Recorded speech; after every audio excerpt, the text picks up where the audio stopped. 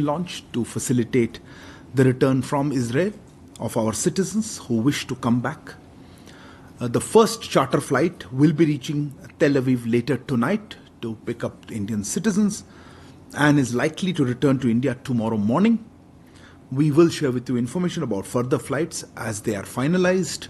This is still an evolving situation. You are aware, External Affairs Minister took a preparatory meeting earlier in the day. We were also in touch with our, of course, with our embassy in Tel Aviv, our representative office in Ramallah, as well as with our neighboring, the missions in our neighboring, in the neighboring countries there, particularly Jordan, Syria, Egypt, etc. And we are keeping a close watch on developments as well as what steps we need to take to assist Indian citizens who are in Israel. With that announcement, I am happy to try to take a few questions on that. Look, I think on this you've seen the statements or the comments by Prime Minister. I think that's been very clear on them. But let me try to answer some of the specific queries that you had. Let me first look at Operation Ajay. Look, as I said, the flight is expected to, the ferry flight is expected to reach today later in the evening, and then hopefully they'll pick up passengers and come back tomorrow morning. We expect, I think it can carry about 230 odd passengers. That's what we are hoping can fill it up, but depending, look, this number is broad. How many people can get onto a flight is determined by various factors, including what is the flight parameters. So let's say in that range, we were trying to work that out. So that was one. Do we have, आपने पूछा था संदीप जी कि हमारे वायुसेना के अगर जी हमारे पास सारे ऑप्शंस हैं, जो ज़रूरत पड़ेगा हम वो यूज़ करेंगे. अभी के लिए चार्टर फ्लाइट गई हैं, पर जैसे हमने कहा हमने पुराने कुछ ऐसे स्थितियों में हमारे वायुसेना का भी असिस्टेंस लिया है. तो अभी के लिए हम अभी चार्टर फ्लाइट देख रहे हैं, पर ये मैं रूल आउट नहीं करूँगा. There was a query, Siddhant, about people being taken on this side. Look, that I think you would ask the Israeli embassy. We have chartered a flight for bringing people back. So how it happens, talk to the charter organization and the embassy. I think the best to answer your query on that one. There's no barter. Then there was a query of how many Indians, wahan pe, I think Meghna, you asked that question. How many Indians? Look, this is a dynamic situation. It's evolving. There are a lot of people. In fact, I would request Indians in Israel, if you haven't registered with the embassy, please do register with the embassy. But we are taking it based on the number of flights. So today's flights, we have the numbers that are there, and we will have more flights depending on the demand for them. So at this point, we are trying to address it as per the demands. As regards security concerns, look, this is a topic and I will not be in a position to discuss. You have to ask the agencies. We will, of course, as part of our obligations on the Vienna Convention, provide all necessary security to host countries that have their embassies or diplomatic missions here. But what measures and etc. is best left to the judgment of experts in that field. I don't want to comment on it. I think you had a query, Siddhant, right in the beginning about weapons of support. I'm not aware of any such request or anything that we are doing at all. Our focus right now is to make sure that those Indians who are in Israel are able to come out of Israel, those who want to. I think there are about 18,000 odd Indian citizens. A small percentage of that are Indian students. Happens. You said how worrisome is the situation? Of course, look, a situation where there is conflict going on is of concern, but I would request the Indian citizens there to follow the advisories issued by our mission in Tel Aviv, and they are the best judge, and be cautious, take the precautions, and if they feel that they need assistance, to reach out to our embassy directly. Ayushi, you asked about one citizen who was there, I think, injured. Yes, we are aware of that case. Of course, we are in touch with them. I understand the person is in hospital, but I think it's improving or has better situation. We are also, of course, thankfully have not heard of any Indian casualty so far. I think there was also a question by Yeshi. Are you looking at evacuation or There's not so much an evacuation as actually getting focus is on assisting people getting out. Is I think my understanding the number is about a dozen or 13 or something, or dozen odd people are in the West Bank and 3 or 4 in Gaza. So if they request assistance, we will. But that number, is, as you can imagine, is very small, and we will see what needs to be done. For the moment, we haven't received requests there. The requests what we have received are largely from Israel. Moving on to the discussions that have happened largely on this. Look, let me try to answer some of those. On the issue of how we see Hamas, for example, as you're aware, the designation of a terrorist organization under Indian laws is a legal matter. And I would refer you, I think Milan, you asked, I would refer you to the relevant authorities in this. I think we've been very clear that we see this as a terrorist attack. But on the designation part, the relevant authorities are best placed to respond to it. How do we see the situation on Palestine, or our position on that?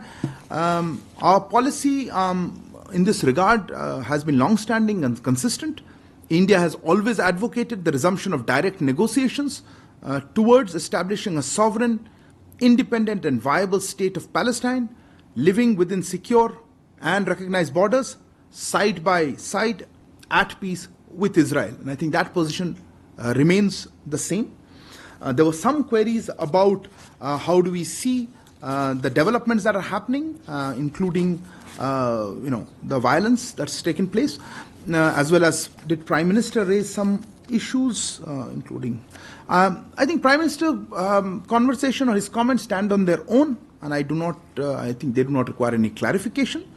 On Palestine, as I mentioned, we have said our position on what is our long-standing position.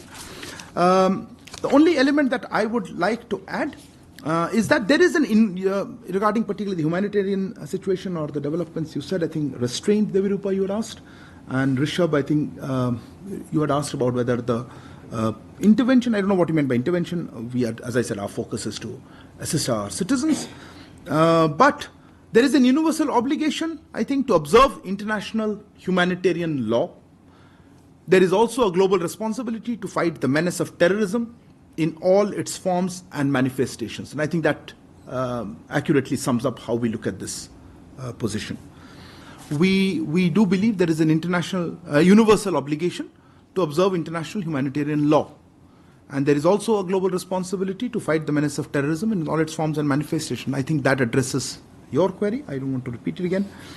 Shailendra, आपका प्रश्न था नहीं, आप किसने हिंदी में किसने पूछा था? आप नहीं, नदुरेंद्र, सॉरी, आपने पूछा था हिंदी पे. देखिए, हमारी जो पॉलिसी रही है वो हमेशा लॉन्ग स्टैंडिंग रही है, कंसिस्टेंट भी रही है. भारत ने हमेशा कहा है कि डायरेक्ट नेगोशिएशंस किया जाए, उनकी शुरुआत फिर से करें, उसका समर्थन किया है, जो कि इजराइल के साथ ऐसा, ताकि इजराइल के साथ शांति से सुरक्षित और रिकॉग्नाइज सीमाओं के भीतर रहने वाले एक संप्रभु, स्वतंत्र और वायबल पैलेस्टीनियन स्टेट का स्थापना करेगा. आप चाहते थे हिंदी में. और Madhurima, you had asked about how is India connecting. Look, in the world of diplomacy, we are always engaged in conversations and contacts. At the External Affairs Minister level, as you correctly mentioned, he had put out.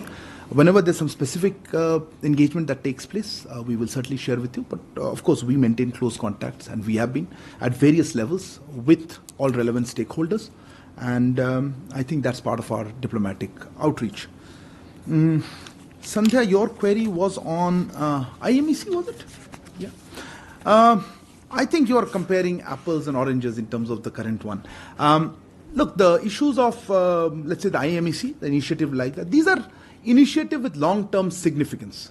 And what you're talking about in terms of what we're addressing in terms of, so let's say, Operation Ajay, is a response to a terrorist attack and what we have to do. So I think those are not comparable. We value the IMEC as an initiative with long-term significance. I think एक शैलेंद्र, आपका प्रश्न था evacuation क्या है. पता नहीं आप इस नॉमेनक्लेचर से क्या फ़र्क पड़ता है. हमारे लिए फोकस इससे है कि किस तरह से भारतीय नागरिक जो वहाँ पे हैं उनको वापस ला पाए, जो आना चाहते हैं. गाज़ा में आपने जिक्र किया, हैं हमारे 3 या 4 सिटीजन्स हैं, हम उनके साथ संपर्क में हैं, पर अभी जो इसकी कंस्ट्रेंट्स है उसमें दिक्कत है उनको कोई डायरेक्टली निकालने का, पर हम कोशिश कर रहे हैं जो भी सोल्यूशन हो सके उसमें हम जितना मदद कर सकें हम करेंगे. Moving on to other topics, anybody else has second round question? नहीं. हाँ मधु आपने पूछा तो था. हाँ सॉरी, आपका स्ट्रेटेजिक पार्टनर के तौर पे देखिए, मैं आपको गलत प्रश्न पूछने, उन्होंने कुछ मांगा है हमसे, ऐसा कोई मुझे तो मालूम नहीं है. नहीं, जितना मैंने कह दिया, प्रधानमंत्री जी ने जो कहना था उन्होंने अपने ट्वीट में कह दिया है, उनका प्रेस रिलीज भी निकला है, उसके आगे मैं कुछ कह नहीं पाऊंगा, और मुझे ऐसा कुछ मालूम नहीं उन्होंने कोई स्पेसिफिक रिक्वेस्ट की है हमें. Let me just we spoken about parity here earlier couple of times I think. Let me stress that we remain committed to what we said, that is ensuring parity in our diplomatic presence. We remain engaged with Canadian authorities on the modalities of achieving that. And when we have something specific to share, we will certainly do so. For the moment, let me just emphasize that we are engaged with the Canadian authorities to ensure the parity that we mentioned. There was a related question on Prime Minister Trudeau having raised this with other leaders. Look, I don't know really how this helps address the core issue. And what is the core issue? That space given by Canada to terrorists and criminal elements. And as regards upholding international conventions, that came up in that conversation, some of them, as well as I think Manash's query, we would urge Canada to take more seriously their international obligations to provide security to our diplomats and their premises. From our part, I can assure you that everything India is doing is in compliance with the Vienna Conventions on diplomatic relations. So I think, Manish, that was a specific query you had. As for the query about reports of meeting between External Affairs Minister and his foreign Canadian counterpart, let me say that we have been in touch with the Canadians at various levels. Regarding any specific interaction, I don't have any particular information to share. I think that probably covers Yeshi, your question about Canadian Parliament, or if anybody else is coming. We invite all members for G20 events, in this case the P20. Participation is their decision and is subject to a number of factors. I think you should ask them. I'll have to check whether anybody is actually attending from Canada, because I think the Parliament Speaker could not attend. Visas, general visas are, not handled. We are not the right ministry, and I would refer you to the relevant authorities for that. I won't have any update. Urvashi, your query was on what? The last part about Canada Speaker. Let me just address that, because I just said, look, we invite all leaders, all countries to participate, and the same was done for the Parliament 20 that is going on. Participation is their decision, and there are usually a number of factors that go into that. So I would request you to ask the Canadian side on it. Huma, your query was on the issue of something about, you said, no, in the context you said whether, what was the query? That is it happening or not happening? Yeah. That kind of thing. Yeah. Okay. Look, as you know, for these kind of high-level interactions, we announce these things at the appropriate time. I have no update, to be honest. I saw some reports based on what our ambassador in Moscow said. I think he wasn't quoted accurately. I don't think there's an immediate date or plans for that. But when we have anything to share with you, we'll certainly do that. Sandeep ji, आपका प्रश्न था कि हमारा चीन के साथ जो वार्ता चल रही है उसमें क्यों नहीं हो रहा है सक्सेस. नहीं, हम भी चाहते हैं, इसीलिए तो बात कर रहे हैं, ताकि कोई सक्सेसफुल सोल्यूशन हो. मैं नहीं कहूँगा कंसेंसस नहीं है, हमारी तरफ से आता है. जो हमने कहा है उस प्रेस रिलीज में हमारा क्या पर्सपेक्टिव है और हम किस तरह से आगे बढ़ा रहे हैं इसको. आपने अगर देखा होगा, मेरे पास यहाँ पे है ये जो 20वीं राउंड अभी वार्ता हुई थी कोर कमांडर लेवल पे, और हमने जैसा कहा है कि इस पे बातचीत हुई, और बाकी इश्यूज पे जैसे हमारे लीडर्स की तरफ से जो गाइडेंस था उसके बेसिस पे हम लोग आगे बातचीत करते रहेंगे. और इसमें की मोमेंटम जो है डायलॉग और नेगोशिएशंस का, इससे भी हम आगे बढ़ाते रहेंगे. और बीच इसके अंतराल में पीस और ट्रैंक्विलिटी जो है बहरहाल उसको रखना चाहिए। अगर बहुत आसान होता तो सॉल्व हो जाता, मुद्दे काफ़ी हैं, इसीलिए वार्तालाप चल रही है और हमारी कोशिश यही रहेगी कि हम इस पे कोई सोल्यूशन निकाल पाए। मधुरेंद्र जी, आपका प्रश्न था, आप कोई मीडिया रिपोर्ट की बात कर रहे हैं जिससे उसके बारे में बात कर रही है जनरली? मैं सिर्फ इतना कहूँगा इसमें कि देखिए, सरकार सभी इस सब मुद्दों पर लगातार नज़र रखती है और भारत की सुरक्षा के प्रभावित करने वाले कोई भी इशू हो, इसकी जो सुरक्षा, इसके लिए सेफगार्ड कोई मेजर लेना हो, ये पूरी तरह लेती है। और मैं ये भी कहना चाहूँगा भूटान के संदर्भ में कि भारत और भूटान के बीच बहुत करीबी और विशिष्ट संबंध है और जो इनके बीच विश्वास, आपसी समझ और आपसी चिंता के मुद्दों पर क्लोज कंसल्टेशन रहता है, ये इसकी विशेषता है। तो मैं इतना ही कहना चाहूँगा, आगे और कुछ है नहीं मेरे पास इस टॉपिक पे।